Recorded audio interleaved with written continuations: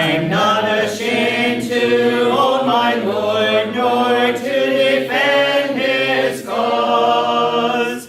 Maintain the honors of his word, the glory of his cross. Hello, I'm James Brown, and on behalf of the Eastern Church of Christ located in Toronto, Canada, I'd like to welcome you to Saturday's edition of Walking Through the Bible, a podcast where we seek to study the Bible and the Bible alone. Please stick around afterwards for information on how you can contact us. But for now, if you have a Bible with you, please turn to the book of Genesis, and we'll turn you over to Jeremy Disacamp for our study of the day.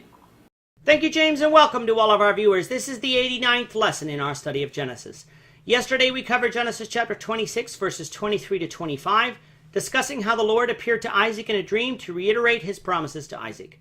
If you missed that episode and would like to watch it, you can find it and all of our other podcasts on our website at www.eastendchurch.org. You can also find them on our YouTube channel at www.youtube.com/EastEndChurchOfChrist under the Walking Through the Bible Genesis playlist. Today we're going to begin with Genesis 26:26 and read through verse 35. The text you'll see on the screen is from the English Standard Version, but you're welcome to follow along with any version that you have. So let's now read Genesis 26, beginning at verse 26. When Abimelech went to him from Gerar, with Ahuzath his advisor and Phicol the commander of his army, Isaac said to them, "Why have you come to me, seeing that you hate me and have sent me away from you?" They said, "We see plainly that the Lord has been with you." So he said, "Let there be a sworn pact between us, between you and us, and let us make a covenant with you, that you will do us no harm, just as we have not touched you, and have done to you nothing but good, and have sent you away in peace. You are now the blessed of the Lord." So he made them a feast, and they ate and drank. In the morning they arose up early, and exchanged oaths. And Isaac sent them on their way, and they departed from him in peace. That same day Isaac's servants came and told him about the well that they had dug, and said to him, "We have found water."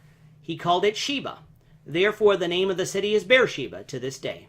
When Esau was 40 years old, he took Judith, the son of Beeri the Hittite, to be his wife, and Bashemath, the daughter of Elon the Hittite, and they made life bitter for Isaac and Rebekah. When we left off yesterday, Isaac was in Beersheba building an altar to the Lord to worship at, and his servants were digging a well. In today's reading, we find Abimelech along with Phicol, the commander of the army, and Ahuzath, his advisor, coming to Beersheba to talk with Isaac. This scene is reminiscent of the end of chapter 21, but just like events earlier on in this chapter, this is a different event, occurring about a century later. Upon seeing Abimelech, Isaac gives him the greeting probably most of us would give, which is basically, "What are you doing here?" After all, Abimelech had cast Isaac out of Gerar simply because Isaac got too wealthy. His people had been quarreling with him about wells all along the way, causing Isaac to have to move further and further east. Isaac could have easily thought that Abimelech was coming to evict him from Beersheba as well. But that, of course, was not why Abimelech came. Abimelech came to make peace. Abimelech started by stating the obvious: the Lord was with Isaac. Only the Lord could have made Isaac so wealthy, and only the Lord could be protecting Isaac against all the roadblocks placed in his path. So instead of fighting the will of the Lord, Abimelech wanted to create a covenant between his people and Isaac's people. In reality, such a covenant already existed, for it was created in chapter 21 and discussed in lesson 68. However, Abimelech's side was not really living up to their part of the covenant, so in effect, he wanted to reinstitute the covenant that already existed. The covenant would be a covenant of peace between the two peoples. Isaac agreed to those terms and made a feast to celebrate the covenant. The next day, each party exchanged oaths, and Abimelech and his party left in peace. That same day, the servants who had been digging the well found water, so Isaac called it Sheba, hence the name of that city being Beersheba. Again, this is where critics of the Bible have a problem, for this place was named Beersheba back in chapter 21 after Abraham secured ownership of the well by a witness of 7 ewe lambs given to Abimelech. My response is simply, just because Isaac called this place Beersheba doesn't mean it wasn't called that before. It simply means that Isaac was renewing the name. In verse 18 of this chapter, it says that Isaac went around naming wells the same name as his father gave him. So that Isaac reconfirmed this place as Beersheba is not a contradiction. Our critic friends are again grasping at straws. The chapter concludes by stating that at age 40, Esau took 2 wives from the women of the Hittites. The people of that land were growing increasingly wicked, so taking a spouse from among these women would not be advisable. But for whatever reason, whether it was because Isaac didn't have a good influence on his son, or because Isaac didn't instruct his son concerning marriage partners, Esau took more than one wife from among the Hittites, women who not only made Isaac and Rebekah's lives bitter, but almost certainly carried off Esau into their sins as well. With that, our time is up for today. Please join us, the Lord willing, tomorrow for the question and answer edition, as well as the weekly sermon edition of this podcast. This week's question is instrumental music in worship a salvation issue?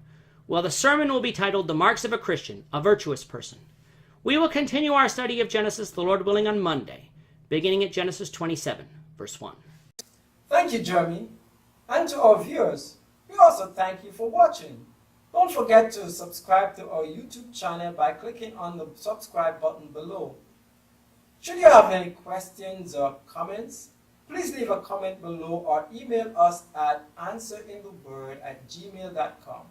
We'll try to respond to you as quickly as we can.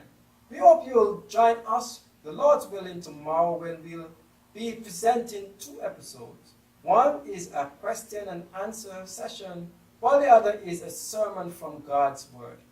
Goodbye for now. Have a great day.